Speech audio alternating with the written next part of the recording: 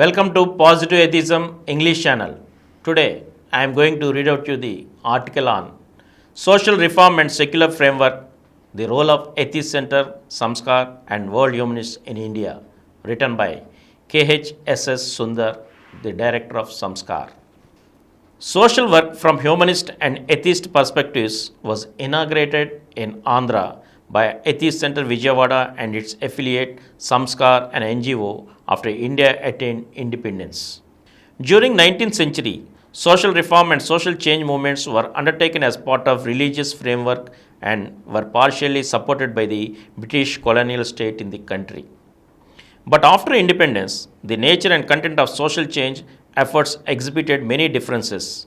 The present paper seeks to examine and estimate the progress, continuity, and legacy of social change efforts initiated by Atheist Center and Samskar in the last quarter century. The legacy and spirit of social reforms had to logical continuation in the post-1947 period too. But the continuity had different facets of manifestation in terms of extent, content, coverage, and support systems. The water divide in the entire process is the political freedom for the country in 1947.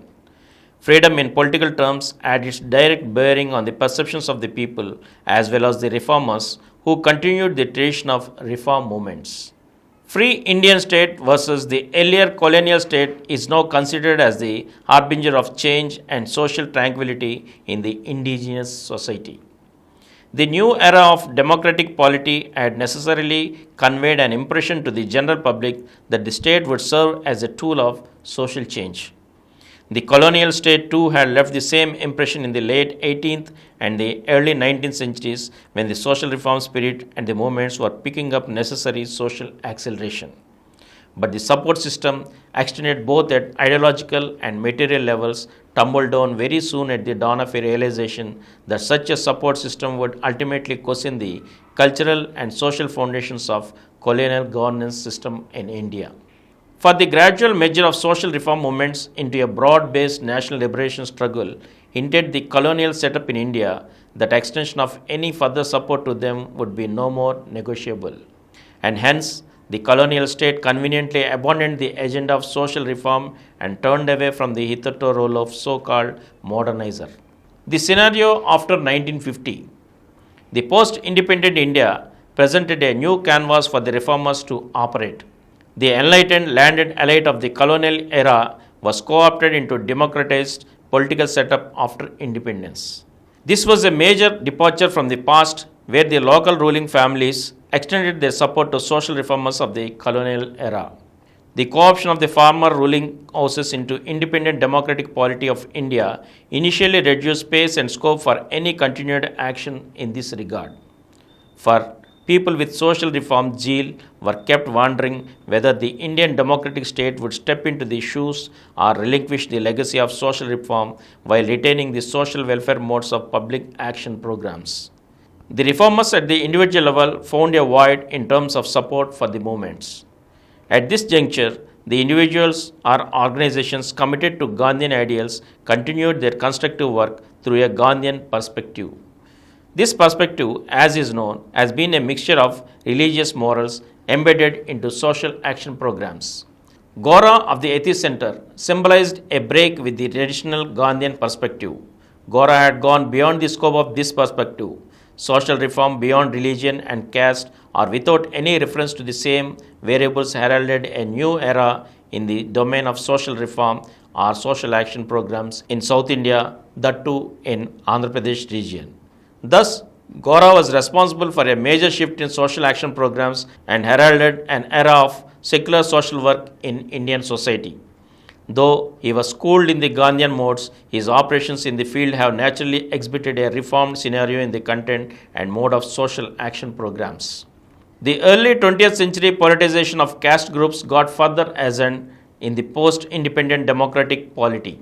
Along with the same, the interests and aspirations of various other social groups have become more pronounced. This process had its own bearing on the growth process in the Indian society. Amidst these developments, it was difficult either for continuation of the earlier trends of reform or the rise of new. As stated earlier, the ideological gamut within which the social movements operated in the post-independent India changed considerably. In the southern parts of the country, particularly in the Andhra region, the change was explicitly manifest by Gora under the umbrella of the Atheist Center. Atheist and humanist perspectives. Gora was a great admirer of Gandhi and he had close association with him for a long time. Gora also had entertained a Gandhian perspective in his social programs. However, Gora's philosophy of social action was operative almost in a tangential direction to that of Gandhian mode. Looking around a prevailing post-independent situation and also realizing the inbuilt limitations in the state-sponsored social action, Gora decided to open a new front in social action programs. He did this by opening night schools in Dalit colonies of Krishna district versus the Gandhian mode of temple entry, both with an eye of social liberation of the oppressed population. Perhaps near total secularization of social action programs versus the Gandhian mode was almost a major shift achieved by Gora in the post-independent India. In other words, it was a serious effort in delinking social reform efforts from the religious framework and traditional modes. The shift was carefully nurtured and promoted by Lavanam and Hemalata, who in turn have been responsible for another historical and major paradigm shift in social reform change movements. At the outset, it might appear that some rudiments of early social reform movements were present in the independent India.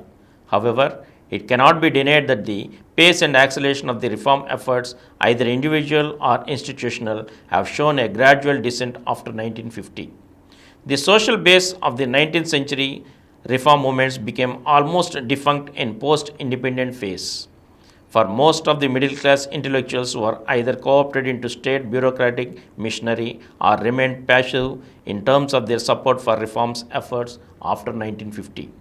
The void created by the exist of middle class intellectuals was taken over either by the democratic government or private donor agencies after 1950. The support from the state was, however, confined to extension of administrative support from the bureaucracy or legal support for the individual social reformers. The classic case in reference is the passing of a separate legislative act in 1988 by N.T. Ramarao Ministry banning the practice of Devadasi, Jogini, Matangi and Basavi traditions.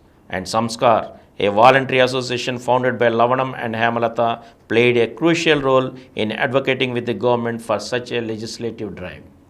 And from here, we shall continue in the next episode again. Thank you.